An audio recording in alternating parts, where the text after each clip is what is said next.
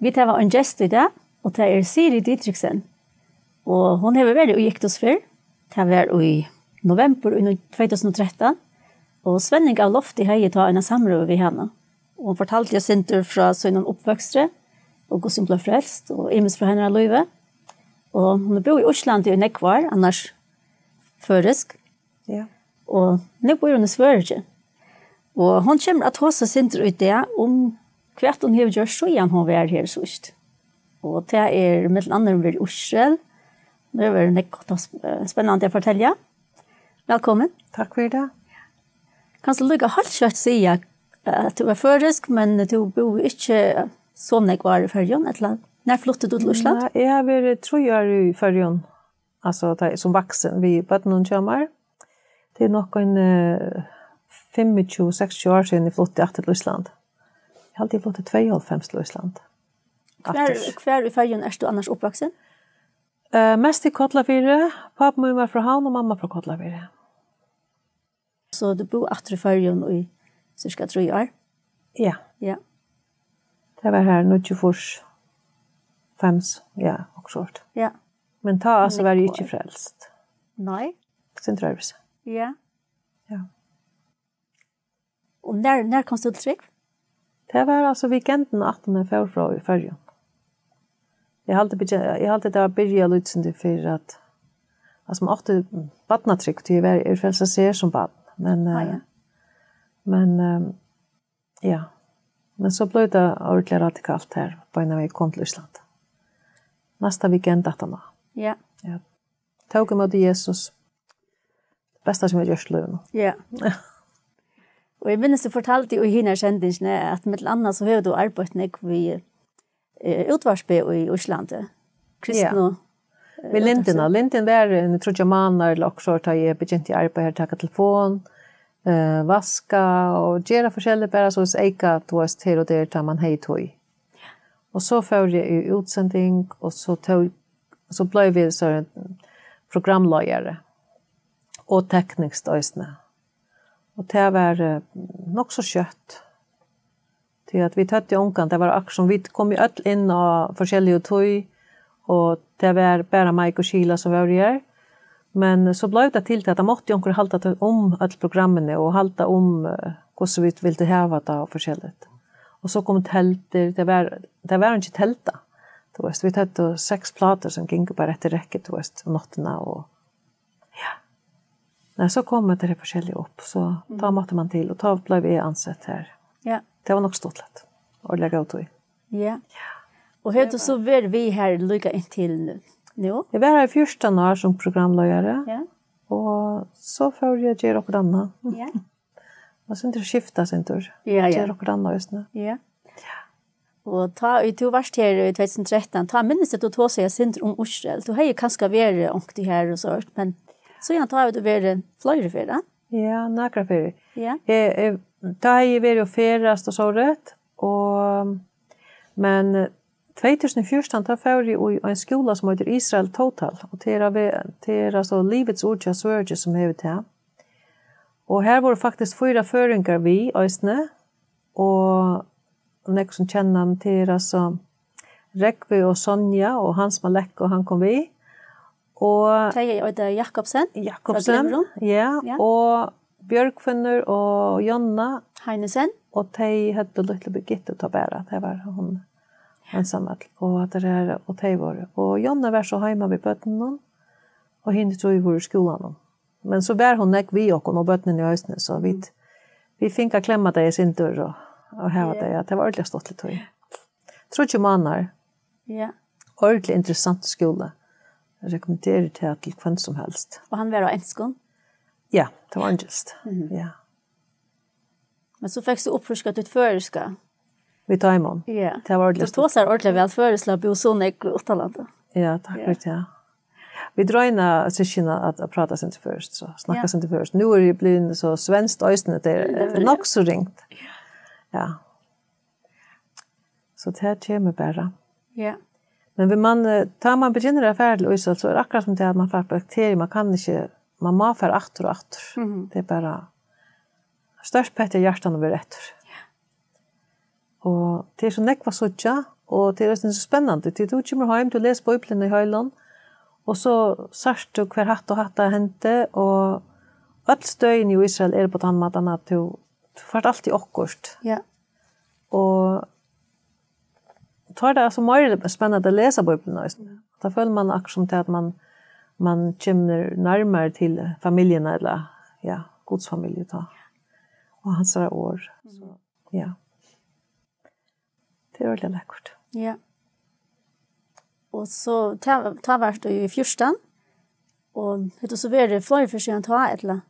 Jag är färdig ena för till tvär för morgon. Okej. Och så startar för till ett som heter Jerusalem Prayer Breakfast. Det var helt i för första fär. Och alltså det var ju i knappt 70 år i Amerika för att det begynte.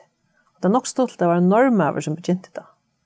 En kristen normer som att fick en biljett en båt det tog att det var någon som inte kunde bruka den och han kom till Amerika och jag vet inte så var det nog så intressant och att det där och så begynte det att komma samman och i tingen och i Amerika. Att bia sammantar så var tryggvande för att bia för landen och bia för tingen och att den här som där bestämma och så där. Så det är något land som har varit det här prayer breakfast nu. Och att det här och det är en drömmer tja en som heter Albert Wexler som arbetar i Knesset i Israel. Och han arbetar i kontoret som är The Christian Allies. Det är alltså inne i Knesset, inne i tingen. Och här är en skrivstova som är som att syrke för till att hjälpa tajmon som är kristner lojare eller tar som stora företag som skulle ha akkurat public papers. Jag vet inte vad det heter. Omber papirer och att det här ja och att arbeta upp att styrka bonden vid det kristna i världen och det är och nu är det alltså acceptera av tingen så tar jag en gott kontor här vid Nekostarfölche tar gå en arbete vid Jerusalem Post vid Christian Embassy vid det var flera så stora postar och tar har drömt om att halta prayer breakfast och så fick det presidenten i landet och han bjöd alltså det var sent ut båskort alltså och inbjöing och det kom faktiskt nog så stort till att jag får veta att jag har så inte några på för några största så men jag arbetade det var 2013 nej 13 på nu vi tar var 18 nu på det var 16 ja det var 4 julen 2016 att jag brukte några ekatimmar som jag hade läst till affära Linden och hjälpa till. Så jag satt här och sett i en program och tar kommer en med som heter Klaus som är över och han har snackat kälten det var det jag har sett här.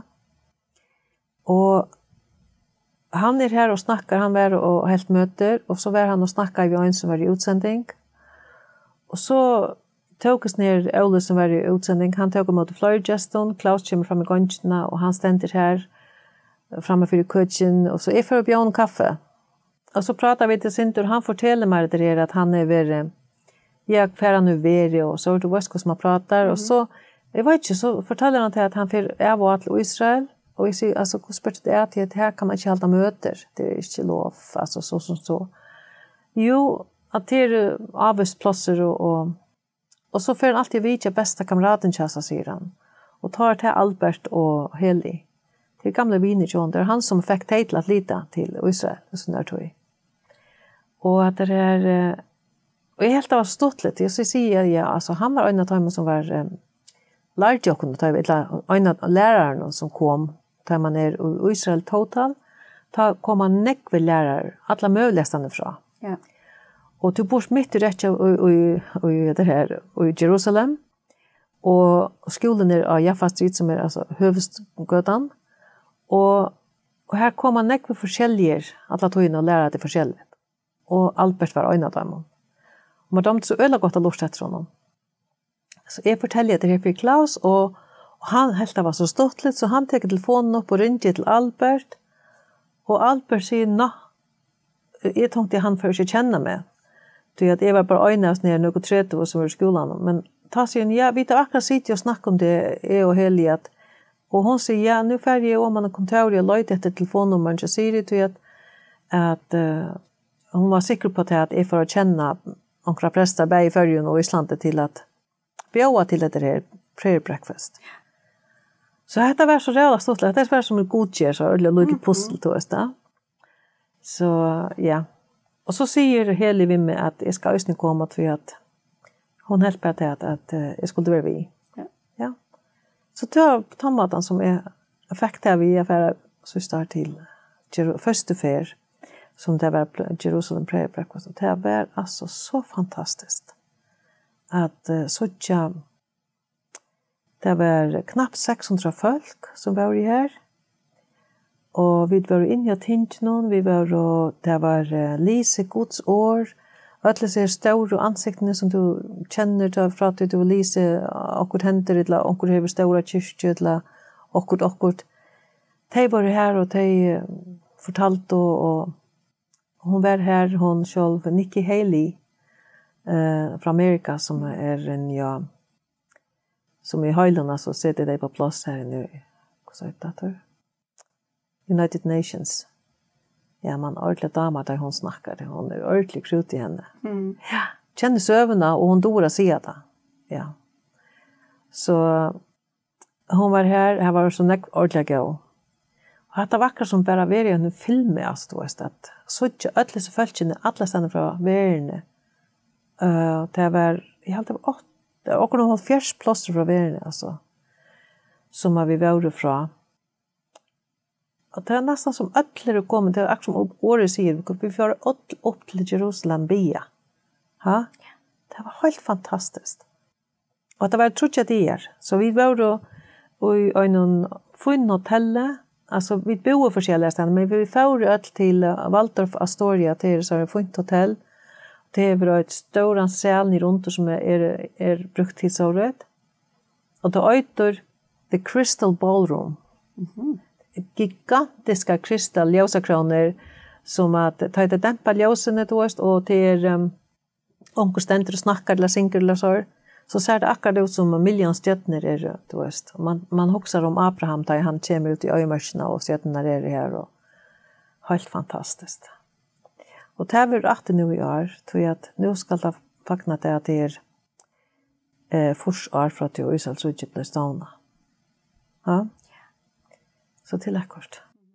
Och till åter avkall till att som här var sjönvarstö eller ja, det kringvarp eller som är kristen som här var utvarp eller kyrkjo att färra. Så det är spårning om att du blir av mannen och vet där. Ja. Så alltså, hur snägt är så igen är det att köpa stående? Det är det halvfjärs år. Ja, halvfjärs år, ja. Ja. Från 1984. Ja. Så till halvfjärs år färden från att vi stod i Santen och i Tel Aviv. Och nu är det en gemaktig bojor. Så flottor. Det är för här från och Ben Gurion. Det var nog få hus här då. Det är inte något hus. Nej. Ute i gåtorna. Ja. Och du helt det var från halvfjärs i min London. Eller? Ja, det var nog lunta till. Ja. Och så kvar var det som skipa i fyrde? Presidenten heter Ruben Rivlin och det var han som bjöd. Det var ivemärven av såna kristna allies office in Knesset som heter Mr. Robert Ilyatov som var ivers ner och hans högra hand var Albert Wexler. Och det var helt fantastiskt att se hur så rörde presidenten där och så alltså alla så kristna tingmänner där kom till hand någon tacka för att komma där stod så i någon där vi var bia och sötte hur det följde till att alltså till akkurat så att höra var vakna vi omkring dröm för några faven år sedan om at kanskje at land i motråkon, men at vi øya kristna viner rundt alle verden. Ja. Og det var som det var en åpenbæring til akkurat av tog. Og at det er ferdig ruttlordligene, og tar alle gjerne til her 18 og 2018. Så det er så spennende tøyer som mitt liv ut, vi vet også til at alt det her stendur i Bibelen skal blive, og vi kunne bare søtte til om hvordan alt ganger for seg. Og tar man fer, hver for man fer, og man ser landet blir mer og mer grønt, og det her var så ordentlig flott vattnesystem som der var, der gjør landet grønt av det, og selger det ut av landet og alt. Hvordan det fungerer vi sånn her. At det er bare, man må atter. Atter. Ja. Ja. Så at færa og oppleva så, det er noe helt spesielt. Ja. Og du har så vært i atter. Ja, vi er i atter, ja. Ja. Det var tog at ta i vær til det her, sista kvalitet som er vær til sista junimanna. Traff jeg en agent og en kone som heter So, som var vi og i skolan her, og Israel Total. Og utanför hotellet vi skulle ordna något att äta och hon säger bara hebreisk om vad hon ska ha. Hebraisk? Ja, vi tjänar den. Och jag helt var stort lite nu alltså kvar två vi så att snacka så gott. Och fortäller de mer om kibbutz. Alltså att det är smart. Istället för att färra lite bär i solen och göra, jag vet inte vad lockort ångstanna. Färra av kibbutz. Och hesen kibbutzen han är just nu 20 år, det är fylla 20 år i sommar. Här som det tager mot fölkje, du fart ett lite, det är ett kibbutz-simmer, det är kamer och tyskon. Ja. Här är dubbelsång och nattbord och bord och sjönnvarp, lite kökor och bergvelse. Och 8-4 det så runt bord och 2 stolar. Så det är alltså bara så perfekta vero i. Och man kan vara här och äta och göra och det kostar gott 5 000 kronor förskar. Om vikerna. Och tar det skole, metrohus. Ja. Och det är för att bygga av en dubbelkamera? Ja. Ja. Så det är för kvön 5 000 kronor om vikerna? Ja, vi mät. Alltså, och undervisning? Beidøver og kvöld og alt, og undervisning og ja, alt. Og hvis man vil ha akkurat ur handelen, så får man bare sier, ja, nummerhatta, og så får det øyne i hendene og i poljene her. Så du kan få få der akkurat ur handelen hvis du vil ha det. Ja. Det er køleskap og alt. Og helt fantastisk å være i en skole. Jeg har rønt så ofte at lære meg hebreisk, men det er ikke lagt. Och speciellt inte man ska skriva från högre och så är bokstäverna örvise och så har det nekvar så dotter och stryker och okkur som säger till att bokstäverna förändrar sig till något annat. Ja, jag har rönt och på en kramata så är det ganska ginsigt. Ja, nu du är nekra få bokstäver. Så ganska glömmer jag att göra okkur i 14 år så långt sedan glömt att det är för nekra. Så, men här är det intensivt av Örjan. Du får skola halv noe i morgonen. Och så får man äta klockan 12. Så får man klockan 8. Och ta synja vid, ettla vid spela bingo eller spöl eller okkur. Ettla tega för vi okkur ut att snacka om hur plantorna röjta. Ettla ut i handlen, hur mätren röjtar. Alltså man lär så nekv. At 18 og 14 dager, så er det akkurat som en 6 år gammel å lese. Så jeg får hjemme i bok, og alle mulige, nå skal jeg trene Arne for neste fer. Det er helt med atter. Det er helt med å bli ordentlig. Ja. Hei, man kunne være, tror ikke maner ordentlig. Ja. Så ta og si at det, tror ikke maner, ta klarer du det fullkomlig. Alvare? Ja. Det er bare det som det teker. Gjør det særlig til å ha seg botsene at det er underviser? Ja. Helt øyne standande gå. Målet, ja. Og så færes der øyne, det tar øyne det, her skal fære vittar og fære ångstene og vise der akkurat. Så du slipper å oppleve akkurat av landen, og øyne oppleve søvnene, tror jeg vil si det. Ja. Og ta begge, altså bibelsøvnene og øyne søvnene selv. Så det är ett äventyr affär. Och man kan bestämma om man för ena vecka eller 2 veckor eller 3 veckor eller vad det är. Och så är det imist nivå, alltså stöje. Ja, tar det kommer tar hon alltså så läraren till nökor och de färra bara hitcha kost då eller kvart är säger vi då inte. Jag begynte ordla noll. Ja. Och jag så begynte bara som att lära skriva första stäven lockshort. Var det så flockar? Det var flyger. Nej, vet du flyger stående men det är vad inte kostar göra men alltså det rycker. Ja. Testa göra. Så du lärde tutt och de lärde också annat. Ja, och det var folk här på en snacka i franskt och här på en snacka i spanskt och så snackade det öll sitter i hebreiskt och jag följde mig också tänkte bara day 2 i Färjeheim alltså internet det här klarar jag allt. Jag inte göra det. Men alltså ja, att något var det hon ville att det skulle se hur sig öde och kvar det kom fra och jag klart det inte hon säger öppna munnen och kom vet säger hon. Det jag lärde det gör. Det är bara ja så tänkte jag så vad säger hon gör? Så prövar jag bara. Det kom. Jag var mest förvånad. Och har du särskilt lätt vid att lära mål eller kunna att lära det? Ja, det sätter det till att jag också säger okej, då först och islandskt och svenskt och så och just kanske nej, men snackar vi tej som var här. Att ja, ta griner allt så ja, och har ösnen så att vi också där vi var här. Day 2 Vasco. Tai så allt alltså sagt nej, jag klarar det inte. Så tai för alla gröna att jag säger nej, jag klarar det inte. Och så att det bara viskar ju att man så som det gör. Ja. För att skulle du börja ändra och uttala ord och så. Ja. Och att några det är jag vet inte, du bara du klarar det. Jag vet inte vad det är alltså.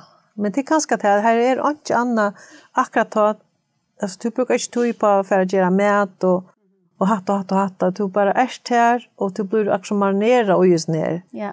Så det gänger nog så kött och visst det är att du ska ha okkur mer hjälp så först det bara så kommer en med som att arbeta här och ta sätta vi då någon ära stov och han tar kon i spyrja han mer och man färd så ofta som man vill. Det hade bara ta som det gör att det är. Och vad lärde du så i första början? Du vid alfabet eller åren? Åren bäge. Ja.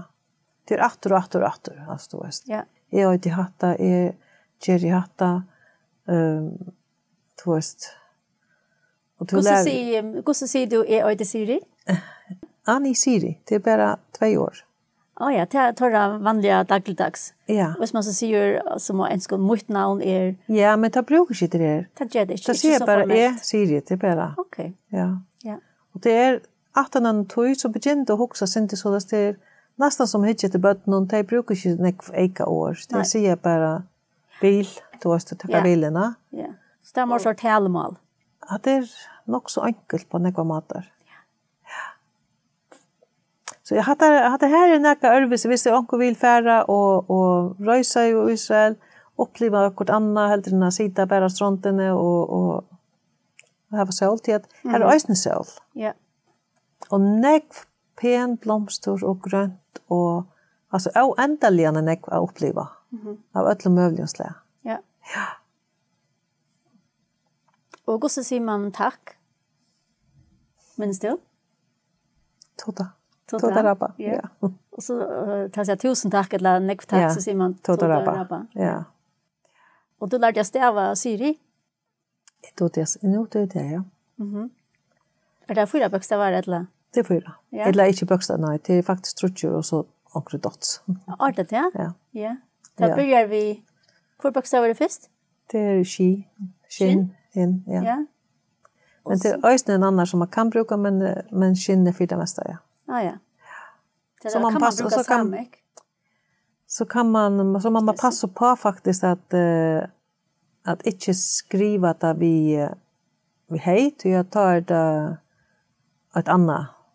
Så det tar det sankor så man lär och så kommer att det är det tajma. Och en av punkter här till alltså resh ja. Ja, resh och så ända där vi är snön i eller så. Ja. En dot, Jot, ja. Ja. Så skinn och resh och jut. Ja. Siri.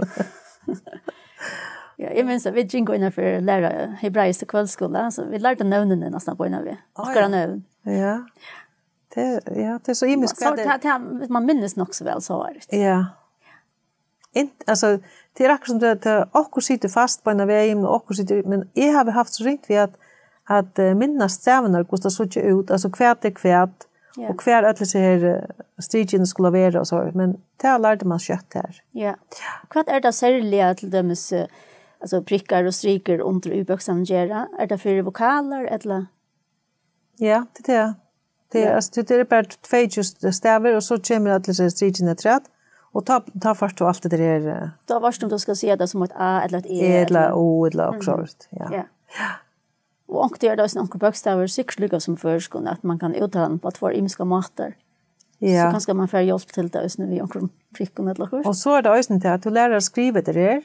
Men så har vi ett annat slä där som du skriver böckerna eller att vi ska läsa en bok. Ja. Så att själv om jag var öla stolt jag började läsa, men så sa jag till att vi får också den bojen för att beskriva.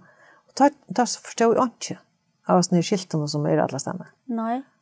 Och så för vi till upp det att det då är stora bokstäver.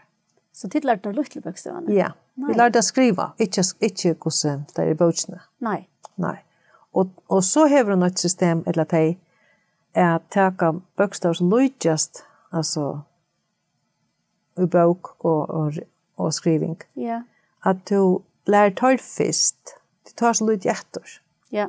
Det är inte så att det är alltid lärt det färdig bara efter alfabetet. Det är inte gott. Du ska veta vad du ska göra först. Ja. Ja. Kanske det var kvarsutsläg av bokstäver, det är printbokstäver och så handskrift. Men det här var vitt faktiskt också. Det är bara att vi brukar den stora stav och lilla stav. Ja, det kallar vi det, ja. Ja. Så hvis det var bara till att man lärde lutstävnar så skulle man plötsligt studera det stora så det inte vita ordentligt akkurat när. Nej. Inte alltid. Nej. Och jag tror det lukar inte så att det börjar vid stor och så kommer hinner att den. Nej, nämligen. Ja. Det var printbokstäver och så handskrift. Ja. Ja.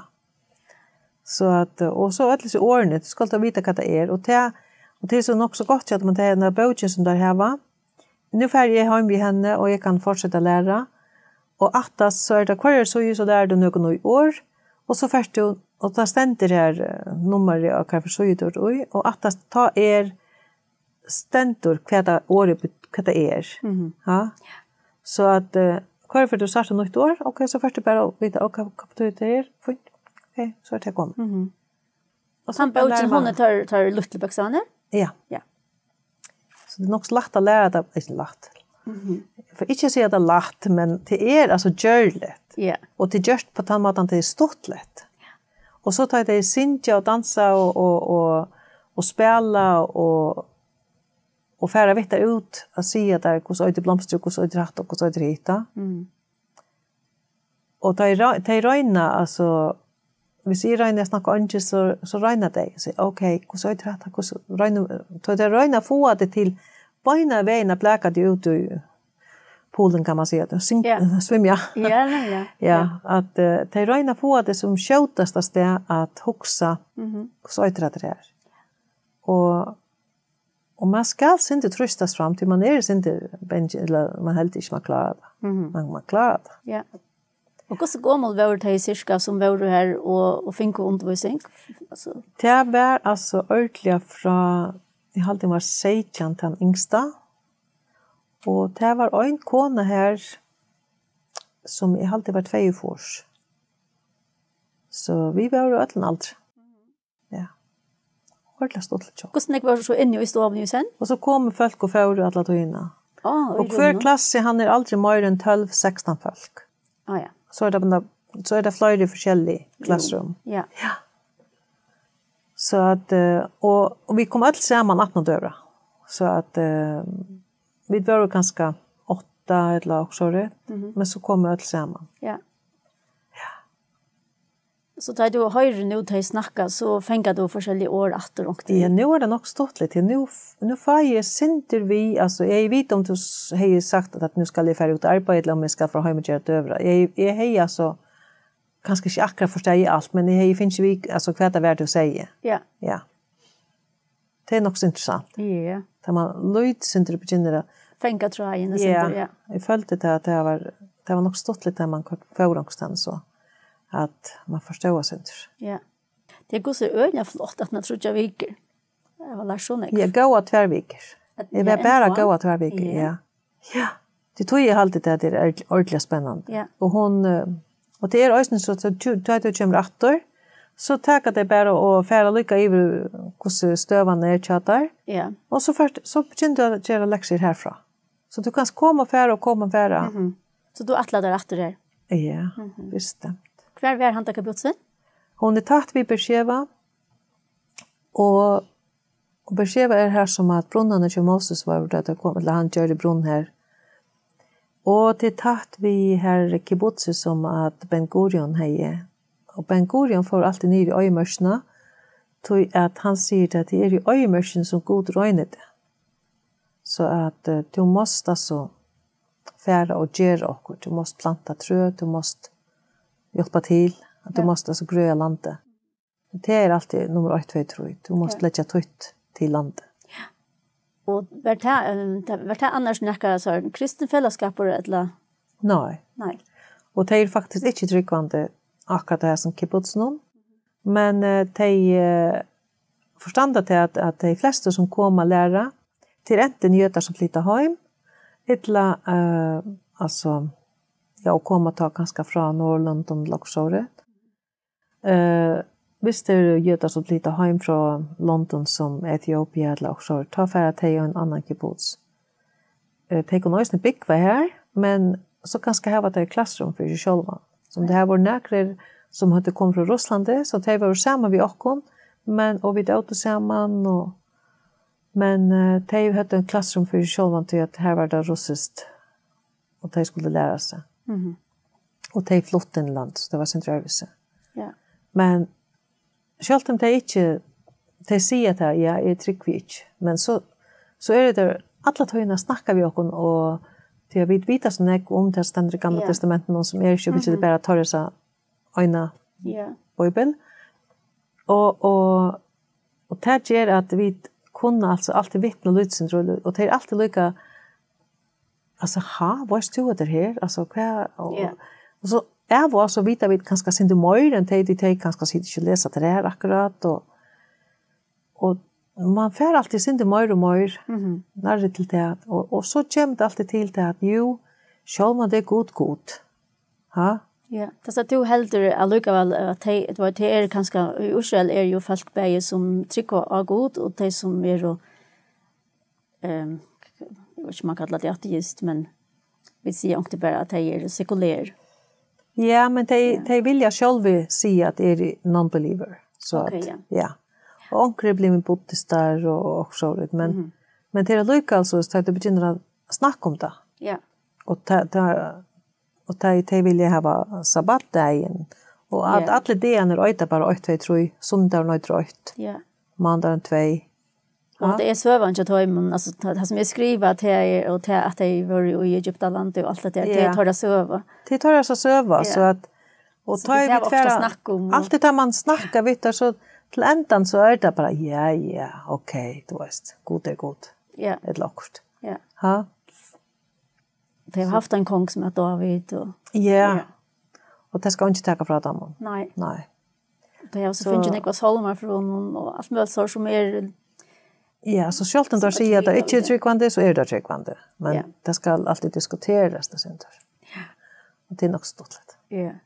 Det man säger det är så att jag vet inte ett ord tack men att hvis du har 2 jötar i rummet så eller och folk så då tror jag meningar. Tror jag minst, ja.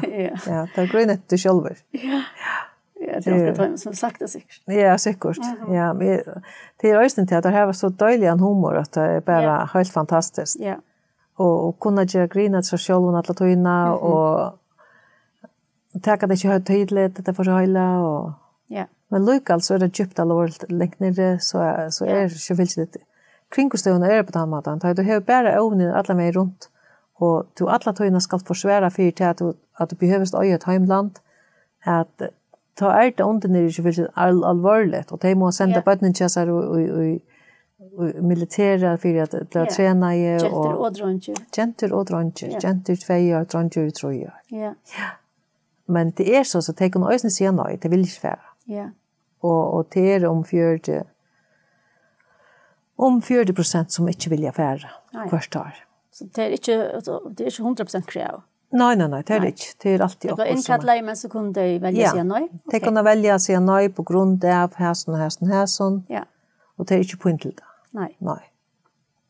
Jag vet också att det är ofta är det riktigt att höjmorna att skilja, nej, att få åkerna skilja, åkerna Västerhamnen, som man ofta hör Netanyahu säga och att de må försvara sina gränser. Ja. Och de må häva gränserna här, alltså de kan bara ge land för oss så att de kommer stanna vid en gränser som militärt inte kan försväras. Nämligen. Så de må de häva strategiska gränser. Ja. Annars blir det ju utslätta. Alla som betyder att passa på allt. Nej. Och att inte kunna stanna, alltså inte kunna stanna någonstans och bo i en buss utan att riskera att det blir stunden och du vet, det händer så näck från ena så där. Ja. Och lykal gänger löjvåre och lykal har bestämt att de alla inte låter det och lägga näka. Ja. Och de må ha varit landet. Det är alltså ja, det här var unga sina fjärr. Nej, och det är bara så att alla ställen i världen så är det ankor som är rätt utav mun. Och ja, och att andra världskrutcher till att ta mådar i ett land. Det är bara så. Ja. Så men också om förska landet. Och det är också näka som är så mycket mer och mer halt. Jag vet inte, men att jag följer alltid det i Israel att jag halt jag förjar och alltså är så säker på att det här är götar. Alltså att föringar kommer från Israel, att det är ena stammen och ner. Det är så näkt ting i färgen som är bara akkurat lika. Och tar man sitter i en göt omstående och hvis man sitter nu och lunch så ser man nästan att i färgen gänga förbi. Jag har alltid det att det är ordentligt intressant att kanna det. Tidigt det är akkurat, jag vet inte hur det görs, men alltså, jag har alltid det är ordentligt intressant. Det är näck som för mig kallar att det, ja. Ja. Så, det är näck vi säger, det är näck, jag vet inte. Det är inte så redan jag atterlig så igen. Nej, det är det nämligen inte. Och hvis man husker om altså, hver kommer føringer fra, og hvor har det alle disse farvene, det er ikke ørvise land enn mindre land her i Førjen. Og det er nekt gjørst her som er ikke gjørst ærestene. Så, og på ta maten som føringer som har, altså føringer har mer, det er ikke bare at det er løyte, det er også de andre plasser som er løyte. Det är den här att hjälpa kornöron. Att hvis onkel vet att hur att hästen har mist onkran eller inte oj nog med att kläder eller onkel så är alltid onkel som föras det vi tog som det behövs då. Och att bjärka sig vi forskjelligen och ja men som man bara säger och stått lite då ja Google vill inte komma till färja så sätter där en kamera och en säg som ska renna runt. Då föringar är det bara unik as då är. Det finner på forskjelligt som är inte. Och man kanske ser det inte akkurat man bor för jag vet inte men är så inte. Det är ju ofta från är så inte då är. Och jag fällt ju sent vi då jag vet några familjer och jag vill fällt jag vi. Ja. Så då sagt ankra lojkoiter i mitten föringar och så utsläs för. Näck. Bara som och så där som bokstäverna tar betyder akkurat och tölene betyder akkurat och tal i agent betyder liv och förger agent är åtgärd och det är alltså snack om det i Bibeln att liv hjälp ska komma från åtgärden i norra men alltså det här liv agent åtgärd och i norra det ständer i hebreiska Bibeln agent åtgärd men i isländska tar det bara från norr i norr. Okej. Men alltså livet är alltså Ajan. Så det är näck forskjelligt som vi inte, hvis vi ikke då hebreiskt, og hvis ikke vi vet hva det stender og så får man det kjørlig vi, men det er så reale nekk så som er spennende, og tog vil jeg lære male. Ja, nemlig, ja. Ja. Og nu er det så at det er så korsjønne at vi mister en i familien her, og bare til at føringen tar færre ur bilen og standa vi respekt, mener at en lykfyllt for å bo i, det har bare seg i Israel og Førjøen. Det er ikke annet land i verden som gjør sånt. Og vi viser bare liv og deia respekt. Altså, du vet, vi er i her sammen, og vi er i jøkken det her feriene sammen. Ja. Ja. Så det gjør det at jeg også nu her på. Ja. Ja, det var spesielt. Ja. Det er egentlig så veldig lite land, så. Nei, og det her er noen millioner, så Det er det som er. så det er så løs. Ja. Bygg var cirka 12 år, det akkurat millioner her. Eller sier man det var 12 millioner jøder til, ja. 6 millioner bygg vi i Israel, og 6 millioner. Jeg har alltid det er 90 millioner godt og vel som bygg var nå, men jeg er ikke ordentlig. Ja, så er det den ja. Ja. Ja, så vet jeg ikke hvordan andre bygg vi i Israel. Det er jo nok snakker palestiner, som de kaller det, eller arabere. Ja. Det bygg var snær. Ja. Og det er alltid også interessant, at hvordan alle disse sløyene kunne bygge sammen i fri. Og det var også kibbutsen, her er nekver beduiner og palestiner, araber og alt mulig. Her, ja, og tatt vi her var SodaStream firmaet, og onkel kom herfra, de kom og færre alle tøyene til gjøre forskjellig. Ja. Og det er bare, alle er sammen. Ja, her bygg var øyne vi arabske opprona og i Israel. Ja, det er ikke veldig nekve bojer her som er og er fra tøyene og ja.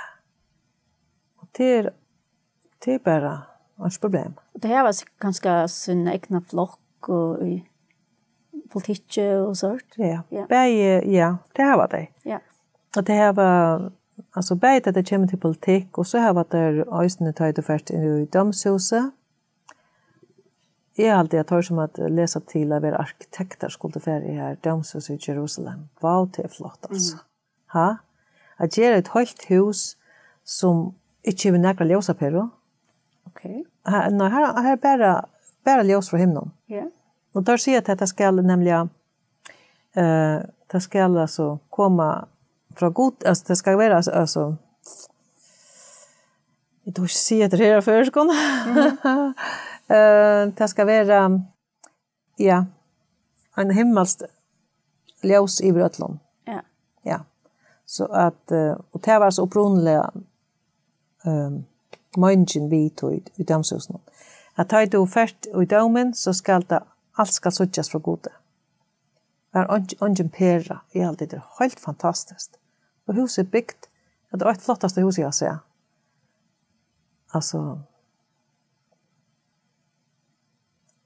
hvordan det er byggt. Ja. Kanskje de vilja så snart mynta til å si at det kommer være rettvis domer. Ja, akkurat, ja, det er også rett. Ja. Det er det. Du var alle der atter til å lære mål, sier du? Ja, jeg er atter, ja. Man fer atter, tror man, da man begynner å fære, så fortsetter man fære. Her er det som at da du leser, hvor gjør i Bibelen, du sitter hjemme og spekulerer på akkurat. Og så neste for du først, så sørst du til, og først må vi, og så finnes det røysen, øyla stolt av fære vi i røysen. Ja. Og fære vi, da er det akkurat som at skiplegget og så rett, som kanskje svenning, eller ja, nu for bjørkvinner og sted som færeleiere, og ja, jeg har alltid øyla stolt litt. Og bjørkvinner var ikke nekk, så det var sikkert ståttlige turer. Ja. Og svenning for Følger vinen. fjellet for han vi, bjørkvinner? Forstå? Han var ved svenning. Ja. Eller at tar våre bajer, Ja. leier eller så. Forstå om det er Øyder Herman Tors? Nei, det er han, ja. Det var skift navn. Nei, Det er det ikke så langt, ja. Ja, nei, jeg vet ikke. Og ja, så finnes litt. Og Daniel hever. Det er jo, jeg har alltid følgen nekva kyrkjer som færa, og til nekva som er imensk tiltak. Jeg har med meg sjøen og kjøper også for flere ferier rundt Lussel. Ja. Det er tannheimasøen av Israel.fo. Ja. Så det är näka väljor. Ja, man kan bara hitta på Facebook så kommer det sikkert kunder och sånt. Ja, jag vet inte. Jag var bara i Island så färdig öla lite och är vanligt här och i B4 till kvar einaste där att det för att förändras. Ja. Det tror jag inte till. Så för det går gott be i Island. Ja. Ja, det är det. Det är lunches affärer men det är också som det är ungen som teker och färas det. Gör det. Så att, ja. Ja, vi kan lära nekva ta iman, og Israel har bruk for vinon. Ja. Och det som är vanligt nu det är att man finns ju så fast att nu är det i början av juni manna alltid Jerusalem Prayer Breakfast att det affära fler kyrkor där och så kunde man göra en tur ta att annat här. Det heter bara tror jag det är. Och är det särskilt folk från samkommun som färra eller är det östern politiker? Det är lojare som färra. Ja, lojare för att politiker och tar som att ha kanske köpa in och kort till det nu är så näck som Israel säljer så näck. Och tar som har vi skiftar vi Israel tar som att är lojare och samkommun och tar som är lojare i filmen alltså utvarp sjönvarp. Och tar bia alla tar som är kristna att komma, tar som är lojare att komma. Och bia samma vitamon och standa vitamon så det blir uppenbart alltså kvar ständer vitamon. Ja. Och tog flöjde och tar samma händer tar the Christian Embassy hever den här the Tabernacle Feast. Ja. Kvartar att ta kemusnek folk och ta och så börjar vi ta jag vet att det var näck för jötar och motors ner och det hade Jerusalem March alltså att allt det folk gänger i Jerusalem onkla göter och det var näck för jötar ordentligt motot vi. Nu fortalte där och här kibbutzen.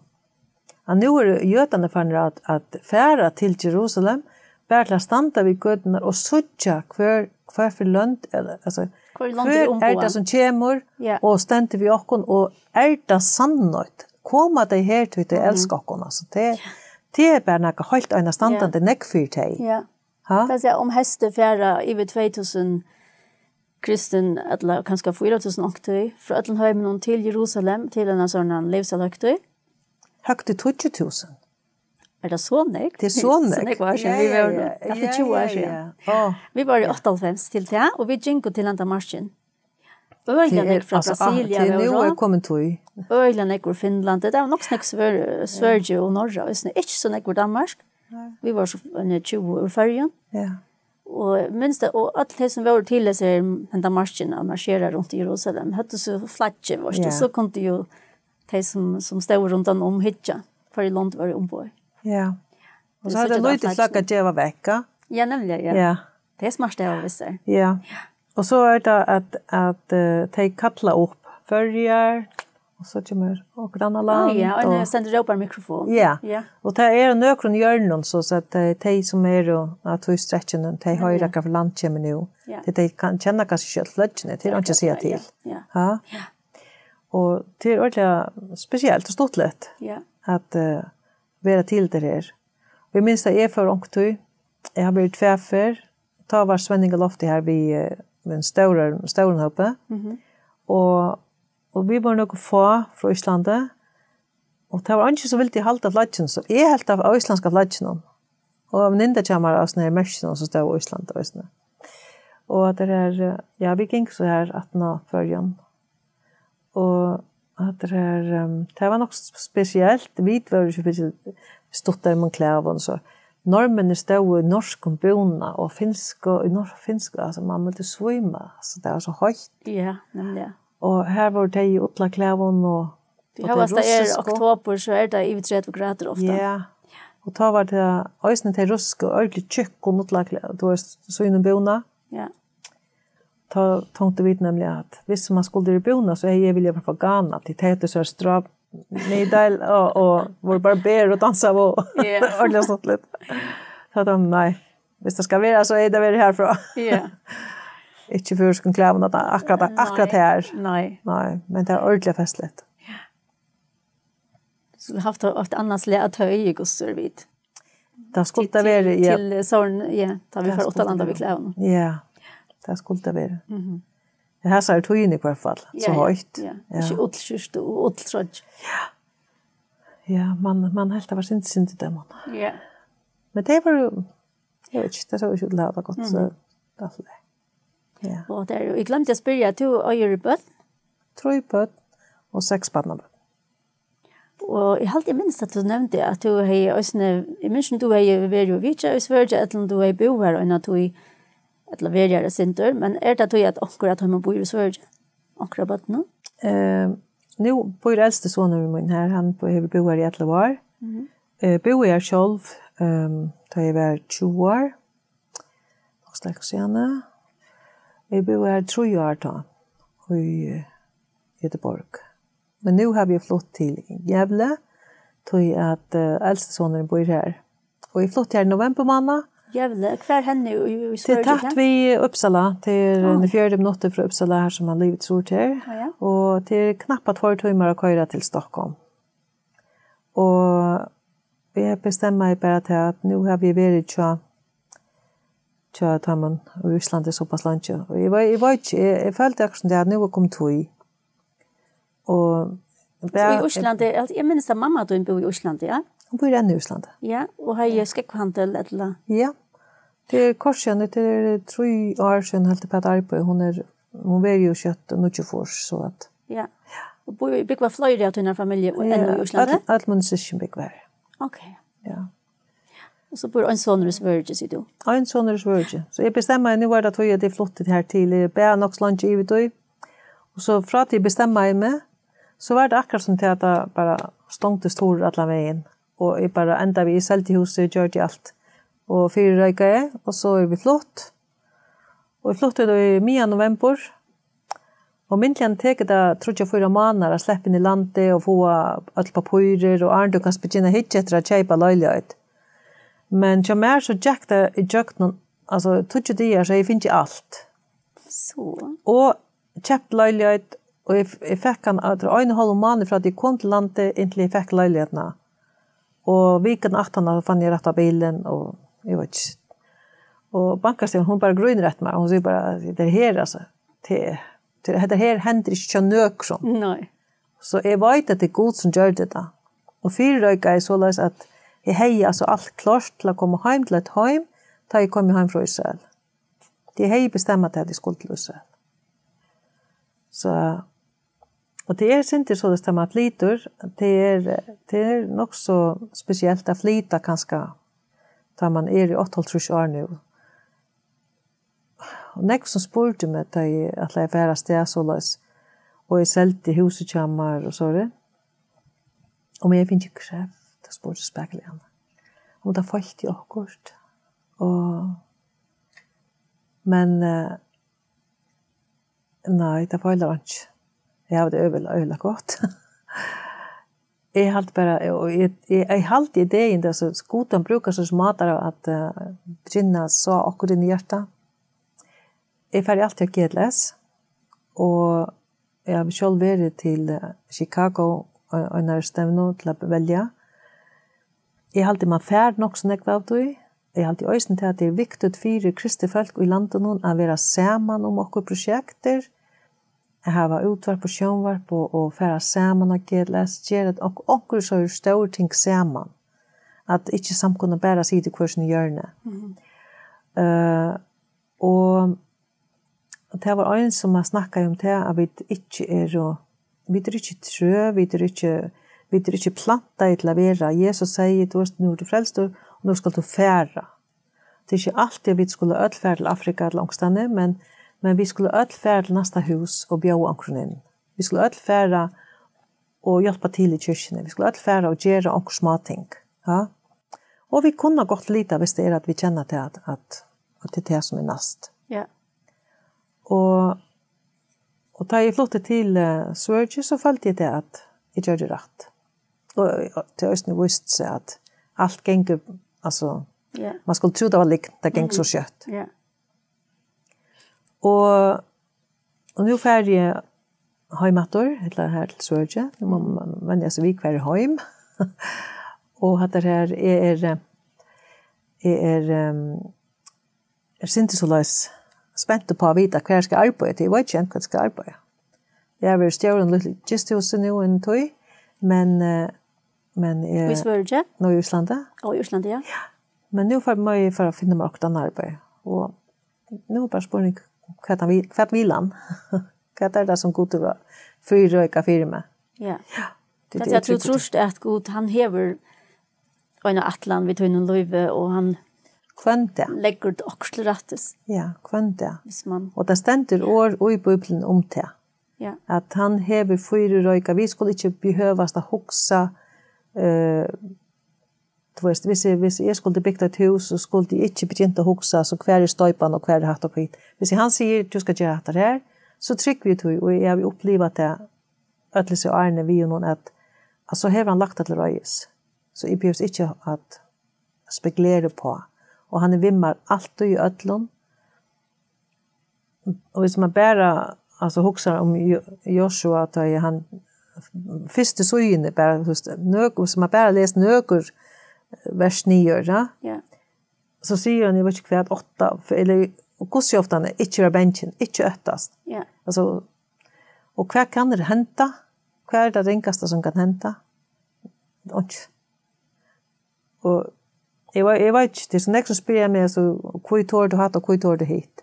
Og man får ut for en sånn ramme som man gjør selv. Man gjør selv en ramme som sier, du i hetta, jeg kan hetta, jeg klarer i hetta, og jeg får ikke langt rundt det.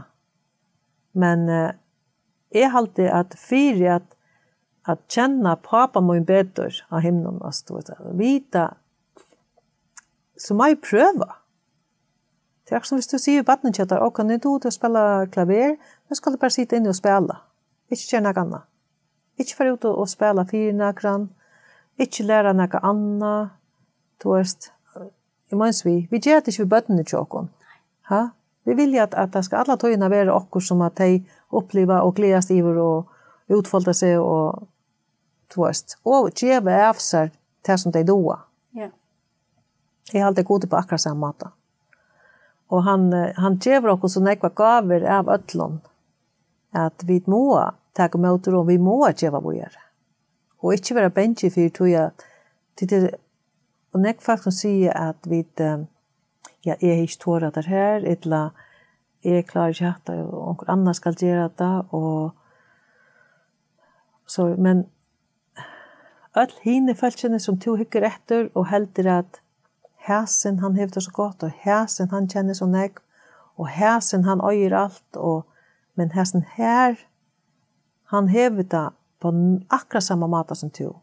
Jeg var gode der, jeg var ringe der, og var så kan han føle seg opp i toppen av fjellene, og så kan det være nere i delen, og midt ut i evnen, og bildene, du vet, til her. Ja. Så at vi er jo akkurat lykka vi oss nær. Og vi behøver ikke gjøre bensjen vi kunne annan. Og jeg følte til han nå, da jeg flyttet til Sverige, tenkte jeg at hva skal jeg finne på å gjøre? Og akkurat her sammanhåndet, det er jo ikke å gjøre til at jeg flyttet inn i landet, at jeg ikke for arbeid i Arne for Sverige, til Israel. Til Israel. Ja. Og det var jo jolamanne og eller november og desember. Så jeg ringte til henne for at han ser og sier hva det var og om hun trengte til hjelp. Jeg har truffet det i en plass. Og så jeg får og stod ved jolagruten av hva det er. Til for at han ser. Det var ordentlig stått litt. Og nekk folk som kommer og snakker, og spesielt de eldre, de minnes til hanta og hatta. Og for jeg ser her en lenka større søv i nesten øtlen London. Ja. Stod ditt fløyre sammen? Nei, øyne sen. Du stod vi under gryta, og det var en innsavning? Ja. Ja. Da kom nekk. Det gav penger, og de sa, ja, mamma platt alltid å gjøre, og pappa gjør det alltid hatta, og jeg får alltid jola, gjør det hatta jolen vi frelsa ser, og frelsa ser kom og hjelpte en granna til det var okkur så følte, og frelsa ser har vi gjort nekk, så at de fleste de lytte av frelsa ser, og de kom, og de, ja, ofte var det så at vi kunne snakke okkur om Jesus, og flest hadde ikke sundagsskola som bød, Och så kunde man upprunta det, komma efter i kyrkorna och men det gör det också. Och här i Sverige som är byggt här bäge en sån second hand shop, vet du för skon? Ja, så en entenuslehandel. Ja, entenuslehandel. Och kyrkan har det som att vi gänga till. Och de har till nekve muslimer som kommer och blir frälster. De har ett stort program i Unglinga Løsland, hon är också stark. Det är en unge med från Iran som att det är här. Och de får ut hver vecka och låta god löja det bara. De bia och så får det ut. Och folk blir frälst. De får ledning. De bia och så spyr jag efter 7, kan de bia för där. Det är näst sort imis som man kan. Och här har man känsla att göra akkurat. Så att jag säger vi ser unga människor som bygger här att de skulle komma hem till mig en för en vecka och få nottra eller dövra. Och så sitter vi och har det hyggligt och läser Bibeln samman. Vi kunde det akkurat kommit till tryck för nekva, de måste nekva spurningar och det behövs några tanter eller mamma eller så rätta. Så vi kunde alltid göra akkurat. Och så sa jag till att här var något gammel som att vår inte ensamhet läser mist nekva viner och så rätt. Så jag snackade vi några av dem och vi att hittas ena för en vecka och äta samman hemma till mer. Så man kan få akkurat forskjelligt lagt och gänga då gör vi. Du måste kött få arbete så du behöver då att köpa mat och så. Ja, men det behöver inte vara också så. Nej, det är så stort. Nej. Och det är ösnen så i kyrkan att det är mätapackar och forskjelligt. Ja. Så man till aldrig så att det lever alltid såna kvar. Ja. Och det vi gör med till folk som är gåtorna så och utgångsmän så tar kommer här och äta tvär för en vecka. Och det skulle nekva hända till te. Det är alla tog in också. Så man bara färra och hjälpa till. Ja. Det är alltid det ösn i färgen. Självt om man folk här är röska färra och så rätt. Så nästa sitta inne och hitcha bara sjön istället för att vara vitja kon annan. Och sitta för att jag har onkel så möter samman och jag står samman. Och vara gestable, det ständer i Bibeln. Ja, och vara gestable, det ständer i Bibeln. Vi skulle göra det. Ja. Ja. Och så lär man flera känna. Det är alltid stort lätt. Det är alltid att leva och det ger vafsar. Ja. Ja, och man får snäggvatter. Näggvatter. Ja, näggvatter. Ja. Det gav mer näggvastand det här och jag är spänt att veta vad det nästa alltså till att kvant det händer också stort lätt. Det är bara. Tar man gänga och god så är det så. Ja. Siri, tusen tack för att du kom förbi. Jag på till dig. Jag vet du är bara några få idéer i färgen. Ja. Ena vecka. Ja. Stolt att komma alltid. Ja. Fantastiskt arbete att göra och det är stort lite för mig som en utlänning eller kan man ska säga gest i färgen att kunna färgen och äkta så sådja och fylltja vid vad som händer och medanliga gott. Ja, det var kort onkla sändningar på YouTube. Ja. Som jag nämnde också en samråd som Svenning har vi till i 2013. Ja. Men man kan fylltja vid när man bor någonstans i utomlanda att Lloyd Center får vilka händer och det är så stort lätt. Ja. Det tror jag glädje att det är förringar som lägger videor eller jag ut av forskjellige talen och så som de har haft. Ja. Ta det bo i Island. Ja. Så ösnen nu är svårt. Och nu får det vara svårt. Ja. Jo, stora tack för. Ja. Tack för det.